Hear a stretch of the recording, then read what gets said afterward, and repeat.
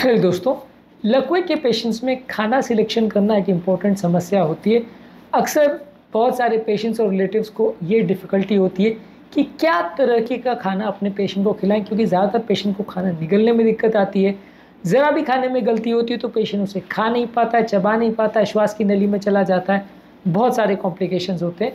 तो आज हम डिस्कस करेंगे लकवे के पेशेंट्स में क्या क्या खाना सिलेक्शन करने से पहले सावधानियाँ रखने की ज़रूरत है, और कुछ यूज़फुल टिप्स पर भी बात करेंगे। टॉपिक पर जाने से पहले जो लोग हमारे चैनल पर नए हैं उन्हें रिक्वेस्ट करूँगा कि चैनल को सब्सक्राइब करें, वीडियोस को लाइक करें, शेयर करें, फॉलो करें, कमेंट करें, पूरा देखें।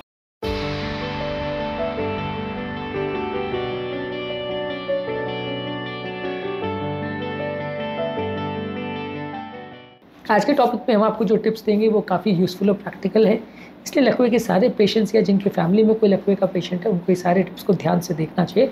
टॉपिक को पूरा एंड तक देखिए। चलिए शुरू करते हैं। इंपॉर्टेंट सबसे पहले तो देखिए, इंडिविजुअलाइज आपको एक डाइट प्लान अगर एक डाइटिशियन से ले ले तो वो ज़्यादा अच्छा रहता है, क्योंकि हर व्यक्ति की डाइटरी रिक्वायरमेंट, न्यूट्रिशनल रिक्वायरमेंट्स, खाने का तरीका और खाने को पचाने का तरीका, सब कुछ में काफ़ी डिफरेंस होता है।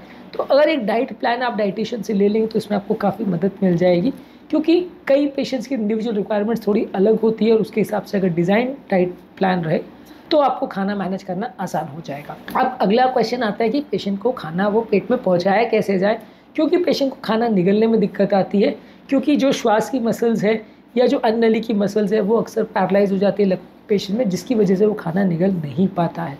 तो इस तरह के पेशेंट्स को आपको खाने का टेक्स्चर मॉडिफाई करके देना चाहिए। खाने का टेक्स्चर मॉडिफाई करने का मतलब ये है कि खाने को सॉफ्ट बना के, ईजी चूएबल बना के आपको ईजीली खाना उसको देना चाहिए। अगर आप पेशेंट को बहुत ज़्यादा सॉलिड या हार्ड फूड देंगे तो उसको कभी नहीं निगल पाएगा और उसको प्रॉब्लम्स होने का चांस ज़्यादा रहेगा। इसीलिए खाने को या तो मैश करके एक प्यूरी जैसा बना दे या छोटे छोटे टुकड़ों में काट के चॉप कर ले। इस तरह से अगर खाने को आप पेशेंट को खिलाते हैं तो ज़्यादा अच्छा है।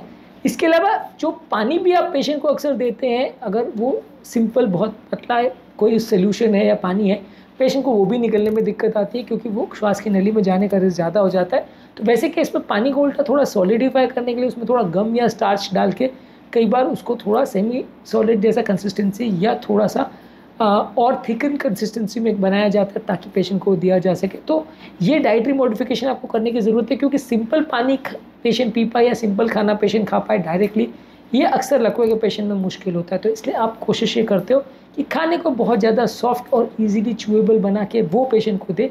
इसमें आप पकी हुई सब्जियां पेशेंट को दे सकते हो, टेंडर मीट पेशेंट को दे सकते हो, सॉफ्ट फ्रूट्स दे सकते हो या फल को छोटे छोटे टुकड़ों में काट करके उसको दे सकते हो, दही वगैरह दे सकते हो, डेयरी प्रोडक्ट्स दे सकते हो, पुडिंग दे सकते हो, दलिया, ओट्स, इस तरह की चीज़ें दे सकते हो, जो कि निगलना कंपैरेटिवली ज़्यादा इजी होता है, उनको चबाने की ज़्यादा मेहनत नहीं करनी पड़ती।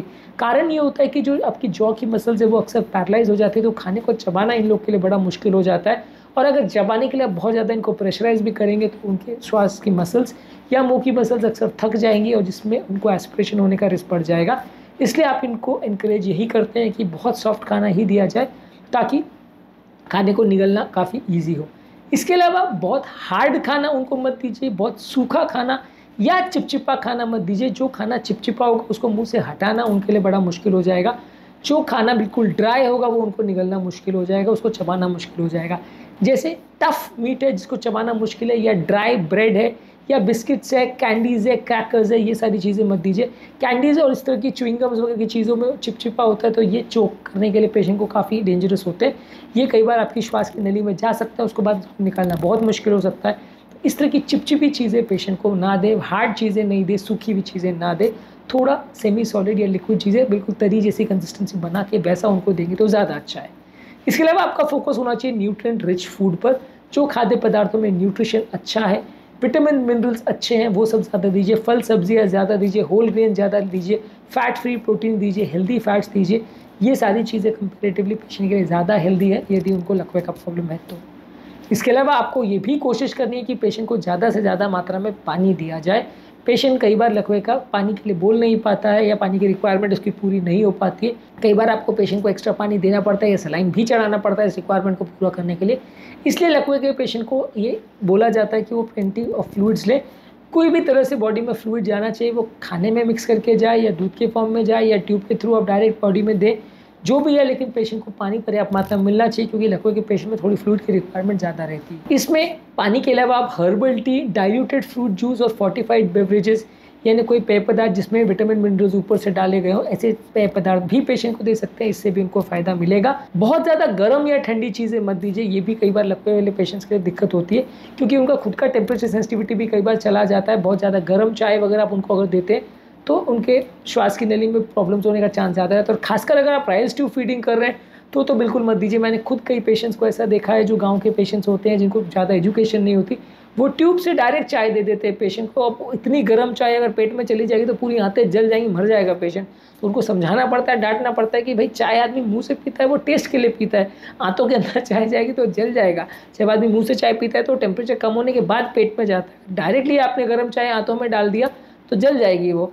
उसी तरह से कई लोग ठंडी आइसक्रीम को डाल देते हैं ट्यूब के अंदर। अब आइसक्रीम भी आदमी टेस्ट के लिए खाता है, कोई हेल्दी चीज़ तो है नहीं। अब अगर आप ठंडी ठंडी आइसक्रीम को डायरेक्ट अगर ट्यूब में डाल दोगे और पेट में डाल जाएगा तो पेशेंट को कुछ पता थोड़ी चलने वाला है कि उसने कुछ टेस्टी खाया, वो तो उसको उल्टा नुकसान ही करेगा। तो ये सारी चीज़ों के बारे में कॉमन लोग को नहीं पता होता और जानना ज़रूरी होता है। इसके अलावा अगर कोई स्पेसिफिक डाइटरी रेस्ट्रिक्शंस है तो उनका भी ध्यान रखना है। जैसे पेशेंट को बीपी, शुगर, कोलेस्ट्रॉल या कोई फूड एलर्जीज़ है तो उनका भी ध्यान रखने की ज़रूरत है। यदि ब्लड प्रेशर ज़्यादा है तो बहुत ज़्यादा सोडियम नहीं लेना है, यदि डायबिटीज़ ज़्यादा है तो बहुत ज़्यादा शुगर नहीं लेना है। ये सारी चीज़ों का भी विशेष ध्यान रखने की ज़रूरत है। ज़्यादातर ब्लड प्रेशर और डायबिटीज़ बहुत सारे लकवों के पेशेंट को होता है, इसलिए इनका विशेष ध्यान रखना आवश्यक है। इसके अलावा थोड़ा फाइबर रिच फूड ज़्यादा लीजिए, जैसे फल, सब्जियां, होल ग्रेन्स, दालें हैं, चने हैं, अंकुरित चीज़ें, ये सारी चीज़ें फ़ायदेमंद है कॉन्स्टिपेशन को कम करने के लिए, जो कि अक्सर लकवे के पेशेंट के लिए बहुत प्रॉब्लम बन जाता है। अगर लकवे वाले पेशेंट को कॉन्स्टिपेशन हो जाता है तो उसको मैनेज करना बड़ा मुश्किल हो जाता है। फैमिली वाले के लिए भी बड़ा दिक्कत हो जाता है, क्योंकि उनकी ओवरऑल बॉडी और उनकी मसल्स भी उतना साथ नहीं देती हैं, तो उनको कॉन्स्टिपेशन को मैनेज करना मुश्किल हो जाता है। तो ऐसे लोग को कॉन्स्टिपेशन ना हो, इसलिए फाइबर वाले खाने ज़्यादा खाने चाहिए। इसके अलावा उनको छोटी छोटी मात्रा में बार बार खाना खाना चाहिए।